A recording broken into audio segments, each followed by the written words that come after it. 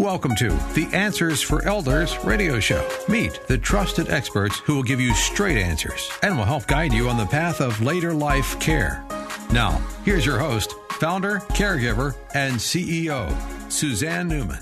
And welcome back, everyone, to Answers for Elders Radio Network. And this hour has flown by, and I am very thrilled that we're having Lisa Mayfield here with us, the CEO and founder of Aging Wisdom.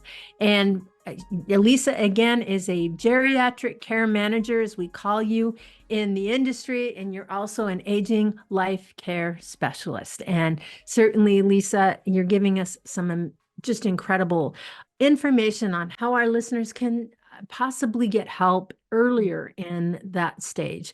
But what happens if there's an emergency? Obviously, there's a lot of times mom or dad seem just fine, and then there's just something dramatic happens. How do you help families in that stage?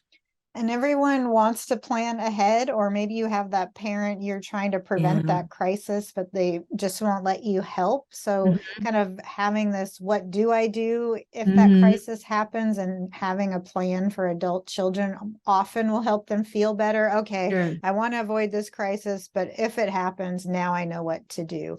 And so I think the first thing is knowing that there's people like us. And even though we love to help people prevent crisis is really the nature of our work. So that's what we're doing day in and day out, is helping families navigate these situations. And they're typically like a fall. So a parent falls, they end up in the hospital because they broke a hip. So families are needing help.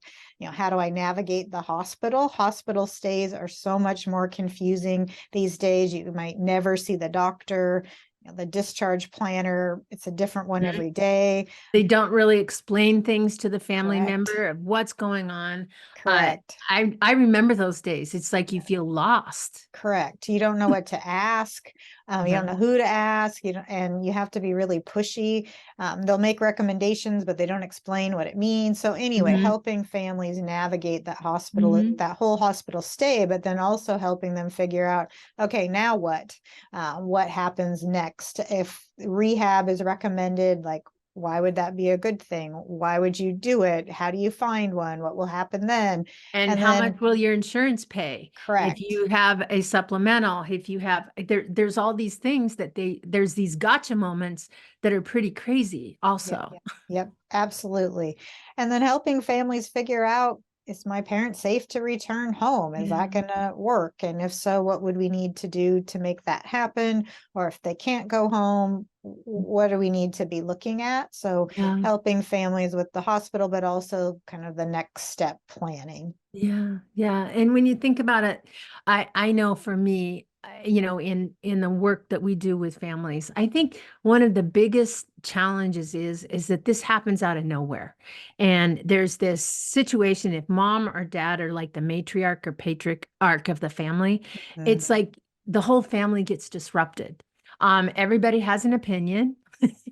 Everybody thinks mom or dad are a certain situation, that may not be, the accuracy. And so you're in this scenario where bringing a professional in like you, not only you are an incredible advocate for that individual, but you're helping the family get together on one page. And I think that is the biggest gift that you could ever do for so many families that are at odds. And you're exactly right. That family dynamic can be so stressful. The daughter who's been taking care of her mom week after week, spending so much hours. Her mom is in the hospital. The brother in New York flies in. He hasn't seen mom for a year, has all of his opinions about what should happen, kind of bulldozes daughter who's been here all along being the caregiver. I mean, that scenario is so common. So helping, and then they don't see eye to eye. Daughter thinks they're completely unsafe, can't return home. Son who flew in from New York, oh, they're fine, they can go home. So and the thing is I think part of that is that someone that's in early stages of dementia, they can rally to be totally sharp for a short period of time, and then they fall apart after. And I've seen it happen with my own parents, where they had that that ability to just be on, right? And then you're going, what are you talking about? Mom seems just fine. But when you look at the diagnosis, you look at the paperwork, somebody like you can interpret what typical family members cannot. Correct. Or have that brother from New York stay a week Yeah, at the exactly. house and then see how well they're doing. Yeah. But So Lisa, obviously that's in the hospital. So yeah. what happens if they're going to release out of rehab?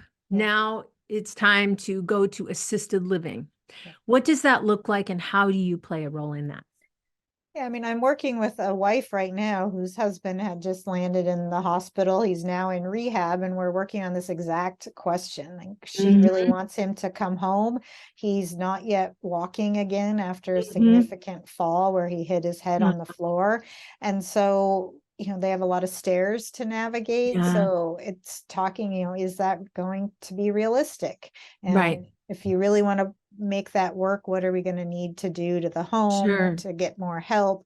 So helping her navigate those options and really navigate those difficult decisions, because if you're at a point where your spouse or partner can't come home, I mean, that's devastating and heartbreaking, and the adult children might not agree. This is a family where there's stepchildren, and so then you're dealing with stepchildren and the current wife, and they might be at odds at what should happen. So helping families really make tough choices and navigate when you're not on the same page. Sure.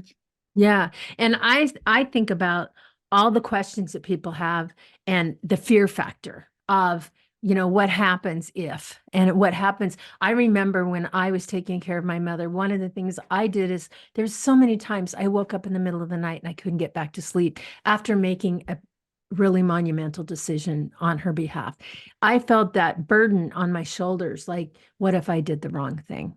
I think that there is something to be said about having someone that, number one, doesn't have the family baggage, that comes in as an outsider, that can be that voice of reason, that is also trained, understands the care plan that is laid out, and might have some really good just advice towards you of what you can expect, I guess, or, what kind of communities would fit. And I think that's the most thing that's important. Lisa, this has been so great to have you on the show. I am so glad, and I hope you'll come back again sometime soon. Yes, that was a pleasure. And as you said, the time just flies. It does. Yes. And for those of you, again, if you are seeking out a geriatric care manager or life care specialist, you can go to life care, aginglifecare.org. Or if you're in the greater Seattle area, go to www.agingwisdom.com. We at Answers for Elders thank you for listening. Did you know that you can discover hundreds of podcasts in our library on senior care? So visit our website and discover our decision guides that will help you also navigate decision making. Find us at answersforelders.com.